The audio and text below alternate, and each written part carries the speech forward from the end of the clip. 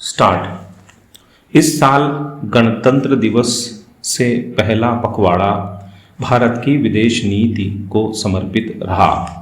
राजधानी दिल्ली में 16 से 18 जनवरी के बीच तीसरे रायसीना डायलॉग का आयोजन हुआ। सैकड़ों वैश्विक नीति निर्माताओं, सरकारी अधिकारियों, कैबिनेट मंत्रियों, भारतीय अधिकारियों, अकादमिक जगत की हस्तियों, निजी क्षेत्र के दिग्गजों और मीडिया के नामचीन लोगों ने इसमें हिस्सा लिया।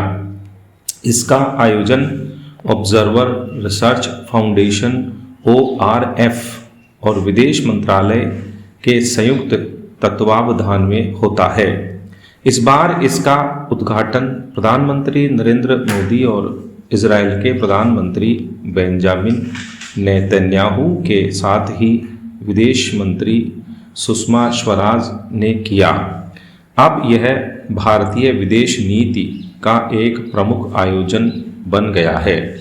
इसके उद्घाटन सत्र का सार यही रहा कि भारत और इजराइल के बीच रिश्ते और घनिष्ठ होते जा रहे हैं। नेतन्याहू के भारतीय दौरे के बीच ही एक पड़ाव यह भी था। दोनों देश के बीच आर्थिक सहयोग बढ़ाने की बाबत उन्होंने दोहराया कि मुकाबले में केवल मजबूत और दमदार प्रतिद्वंद्वी ही अपना अस्तित्व बचा पाता है और ऐसे में आपको मजबूत साथी के साथ ही गठजोड़ करना पड़ता है। स्टॉप। जब से प्रधानमंत्री नरेंद्र मोदी ने कमान संभाली है, तब से भारतीय विदेश नीति में आमूलचूल बदलाव देखने को मिला है। इजराइल के अस्तित्व में आने के बाद वहां का दौरा करने वाले मोदी पहले भारतीय प्रधानमंत्री बने। भारत इजराइल का सबसे बड़ा रक्षा साझेदार है, जहां दोनों देश अरबों डॉलर के रक्षा सौदों में लगे हैं। दोनों देशों ने परस्पर सामरिक एवं आर्थिक रिश्तों को मजबूती दी है। अमेरिका के साथ भी भारत के रिश्ते एक नए दौर में दाखिल हुए हैं। अक्टूबर 2017 में भारतीय दौर के दौरान अमेरिकी विदेश मंत्री रेक्स टिलरसन ने कहा था कि अमेरिका और भारत गहन सामरिक साझेदार के तौर पर उभरे हैं, जहां रक्षा संबंधों, आतंक विरोधी अभियान के साथ साथ ऊर्जा सहयोग में दोनों देशों के रिश्तों में और प्रगाढ़ता आई है। स्टॉप। भारत और अमेरिका मालाबार नौसेना युद्धाभ्यास, रक्षा तकनीक एवं व्यापार पहल और आसान आवाजाही एवं ढुलाई के लिए लेमोओ जैसे समझौतों के जरिए काफ़ी करीब आ चुके हैं।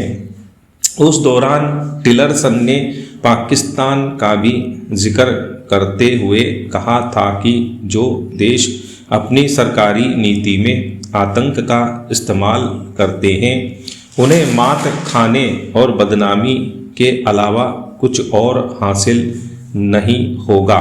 वहीं इस साल के पहले दिन ही अमेरिकी राष्ट्रपति डोनाल्ड ट्रंप ने एक ट्वीट के जरिए पाकिस्तान को सन्न कर दिया। उन्होंने कहा कि आतंक के खिलाफ लड़ाई में पाकिस्तान अमेरिका को बरगलाता आया है और इस आधार पर उन्होंने पाकिस्तान को दी जाने वाली अमेरिकी मदद पर रोक लगा दी। उन्होंने कहा कि आतंक के खिलाफ संघर्ष में पाकिस्तान ने सिर्फ झूठ और फरेब का सहारा लिया है।